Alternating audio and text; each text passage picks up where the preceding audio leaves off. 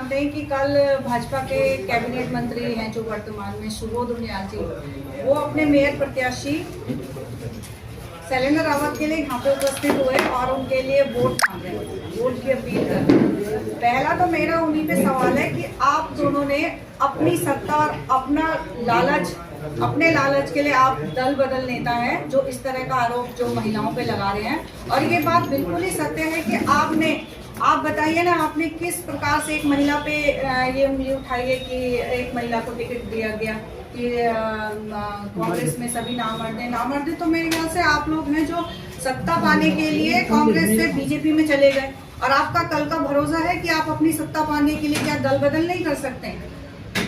द्रौपदी मुर्मू जी जो हमारे एक राष्ट्रपति के रूप में विराजमान है, हमारे खुद आपकी विधानसभा, इस उत्तराखंड सरकार की जो विधानसभा स्पीकर है रितु खंडूरी, वो भी तो एक महिला है, वो सामान्य सीट पर लड़ी है। तो क्या पूरे भाजपा में कोई ऐसा पुरुष नहीं था जिन्हें अपने विधानसभा स्पीकर नहीं बना पाए?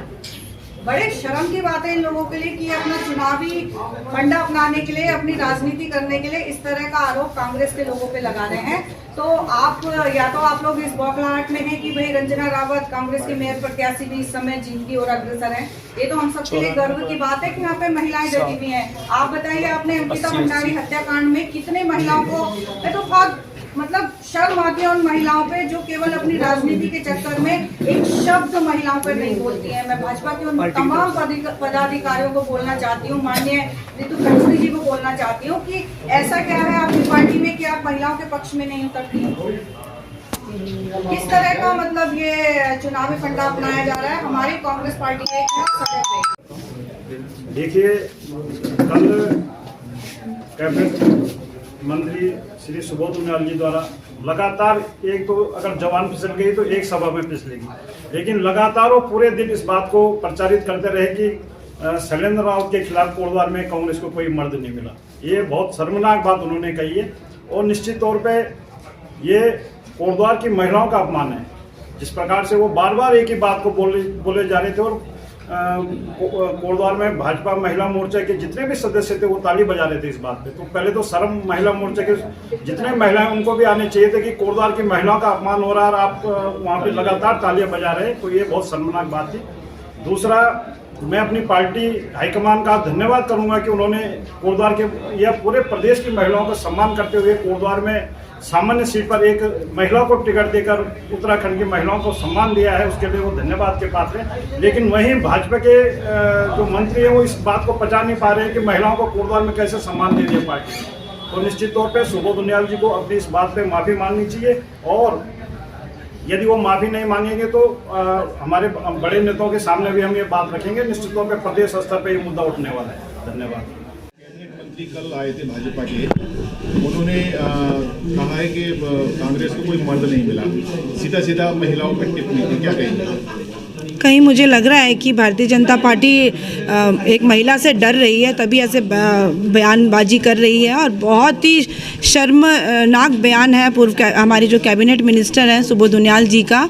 आपका स्वागत करती हूँ मैं कोटद्वार शहर में, लेकिन आप कोटद्वार शहर में आकर नारी का अपमान करेंगे तो कोई भी नारी आपको माफ़ नहीं करेगी और ये बहुत ही पूरी नारी शक्ति का अपमान है और माँ दुर्गा का रूप है नारी शक्ति। हम लोग माँ दुर्गा सिंह की सवारी करती हैं और आप देख रहे होंगे जहाँ जहाँ आज अगर बड़े बड़े उच्च पदों में है तो वो महिला शक्ति ही है। आप हमारी भारत की सर्वोच्च पद में बैठी हैं और आज हमारी विधानसभा अध्यक्ष जो है सब नारी हैं। तो ये बहुत बड़ा, कहते हैं ना, बहुत बड़ा आघात है हमारे लिए जो इन्होंने इस तरीके की एक बार नहीं, दो बार नहीं, तीन बार नहीं, कई जनसभाओं में उन्होंने इस प्रकार की टिप्पणी करी है। और हमारी कोटद्वार की नारी शक्ति तो उनको माफ़ नहीं करेगी, लेकिन उत्तराखंड और भारत की भी नारी शक्ति उनको माफ़ नहीं करेगी इस बयानबाजी में। भाजपा कहती है कि बेटी बचाओ और बेटी पढ़ाओ, वो नारा कितना सच दिख रहा है इस बयान से? मुझे तो कहीं भी नहीं दिखता है कि बेटी बचाओ बेटी पढ़ाओ का नारा सिर्फ एक बयान बन के रह चुका है। उनके मंचों में भी आप देखेंगे तो कभी भी उन्होंने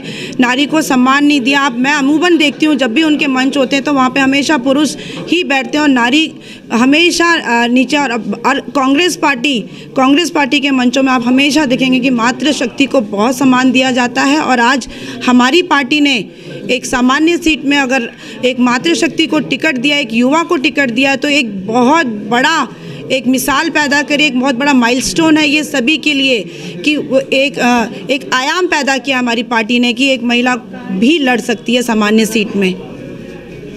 धन्यवाद। आगे इस पर कांग्रेस का क्या स्टैंड रहने वाला है इसके? इसके लिए पूरे प्रदेश स्तर भी और राष्ट्रीय स्तर तक भी इसमें बात जाएगी। ये जो बात कही गई है ये पूरे हमारे कांग्रेस पार्टी के प्रदेश स्तर में और राष्ट्रीय स्तर तक सब आवाज़ उठाएंगे। और मैं अपनी पार्टी का बार बार धन्यवाद देना चाहती हूँ कि उन्होंने जो विश्वास रखा है हम सब महिलाओं पे, रंजना रावत पे नहीं, हम सब महिलाओं पे विश्वास रखा है उन्होंने, और ये मातृशक्ति की जीत होगी ये वाली। इस बात को लेकर कैसे आप जनता के बीच जाएंगी, इस बयान को लेकर के? जनता के बीच जा चुका है और हम लोग जनता को भी बताएंगे कि इस तरीके की पार्टी को अगर आप वोट देना चाहते हैं जहां महिलाओं का अपमान हो रहा है तो ये बहुत ही निंदनीय है। और महिलाएं सब जानती हैं, जागरूक है महिलाएं, सशक्त हैं, इसीलिए पार्टी घबराई हुई है बीजेपी।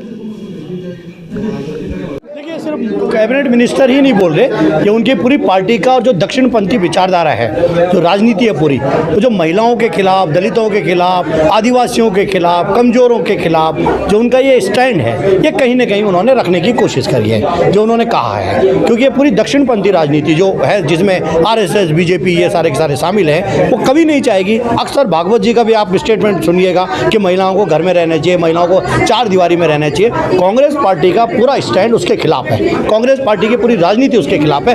इसलिए कांग्रेस पार्टी सामान्य सीट पर भी महिलाओं को टिकट देती रही है। कांग्रेस पार्टी ने राष्ट्रपति महिला को बनाया, कांग्रेस पार्टी ने प्रधानमंत्री महिला को बनाया, कांग्रेस पार्टी ने मुख्यमंत्री महिलाओं को बनाया, गवर्नर महिलाओं को बनाया है। तो कांग्रेस पार्टी का हमेशा से महिला सशक्तिकरण की बात करती है, बराबरी की बात करती है। और भारतीय जनता पार्टी या जो भी दक्षिणपंथी जो भी पॉलिटिक्स है, राजनीति है दक्षिणपंथी, वो इसके खिलाफ है। ये कैबिनेट मंत्री ने कहीं ना कहीं उसको एक्सप्रेस किया है, उल्लेखित किया है। बाकी वो तो उनका विचार सबको पता है कि वो इसी तरह के विचार रखते हैं कि महिलाओं को चार दीवारी में रहना चाहिए, महिलाओं को झाड़ू बर्तन से आगे बढ़ना ही नहीं चाहिए। तो हम उसका विरोध करते हैं कैबिनेट मिनिस्टर के स्टेटमेंट का। कांग्रेस इसमें डेफिनेटली आगे बढ़ेगी, कांग्रेस इसमें आंदोलन करेगी, राज्य भर में आंदोलन करेगी। आज हमारे लोग बैठ रहे हैं, आज लगातार चर्चा कर रहे हैं कि आंदोलन करेगी। और ये देखिए ना, विधानसभा अध्यक्ष महिला है, भारत की राष्ट्रपति महिला है, वित्त मंत्री महिला है, यूपी की गवर्नर महिला है, उत्तराखंड की प्रमुख सचिव महिला है। ये क्या कहना चाहते हैं आदरणीय कैबिनेट मिनिस्टर कि क्या उनको कैबिनेट मिनिस्टर सचिव के लिए कोई पुरुष नहीं मिला था? इसका मतलब मान रहे हैं कि राधा रतोड़ी जी कमज़ोर हैं, इसका मान रहे हैं कि द्रौपदी मुर्मू जी कमज़ोर हैं, इसका मतलब मान रहे हैं कि निर्मला सीतारमण जी कमज़ोर हैं, इसका मान रहे हैं कि ऋतु खंडूरी जी कमज़ोर हैं और उनको वो मजबूरी में दिया गया क्योंकि पुरुष नहीं मिला। हम इसका विरोध करते हैं और कांग्रेस पार्टी निसंदेह राज्य भर में आंदोलन करेगी, इस बात को उजागर करेगी।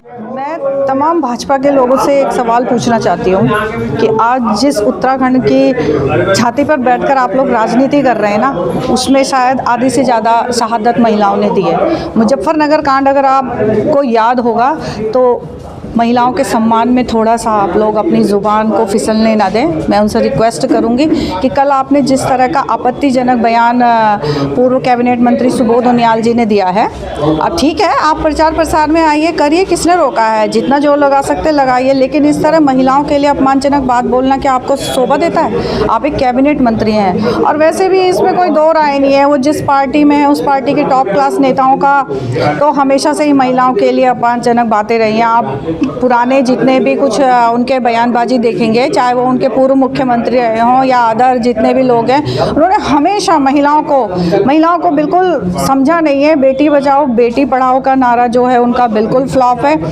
महिलाओं का आरक्षण उनका बिल्कुल फ्लॉप है और मतलब उनके लिए कुछ भी कहना, हम भी ऐसा समझते हैं कि वो महिलाओं के सम्मान में कभी कुछ अच्छी बातें बोल नहीं सकते हैं और इस वक्त शायद बौखलाए हुए हैं।